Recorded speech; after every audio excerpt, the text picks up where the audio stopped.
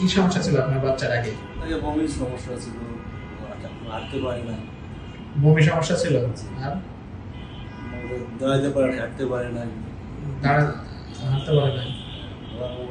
বারবার তোমার স্ত্রী করতো, কি করতো?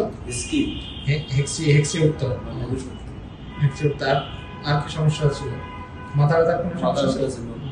আর চোখে দেখার কোনো ঝাপসা ছিল, চোখে ঝাপসা দেখতে। ওর কি পরীক্ষা নিরীক্ষা করার পর কি বললো তারাতে কি হয়েছে আপনার বাচ্চার? ব্রেন টিউমার, পানি বলছে মাথায় ব্রেন টিউমার আর পানি। কোথায় কোথায় গেছিলেন এই বাচ্চা নিয়ে অপারেশনের জন্য? প্রথমে এসে রংপুর, পরে নিউরোসাইন্স। রংপুরে কি বলছে ওরা?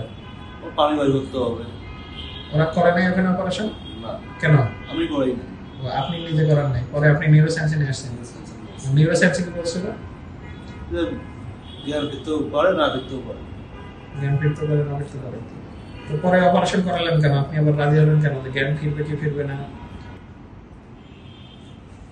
পরে মানে কিভাবে? ওই জন্য তো আপনি করাতে চাইছিলেন না, জ্ঞান ফিরবে কি ফিরবে না, এই জন্য তো করার নাই। না করানোর কারণে বাচ্চার পা দুর্বল হয়ে গেছে, দুধ ইয়ে হয়ে গেছে। তো পরে আবার এতে করাইতে চাইলেন, এই রাজিটা কেন হলেন সেটা জানতে চাচ্ছি। মাস্টার দিনকে দিন ঘাটতি, দিনকে দিন আরো খারাপ হয়ে যাচ্ছে, ওই জন্য পরে গিয়েছে। এখন অপারেশনের পর কি হয়েছে বলেন? আগের যে সমস্যা, মাথা ব্যথার কি অবস্থা?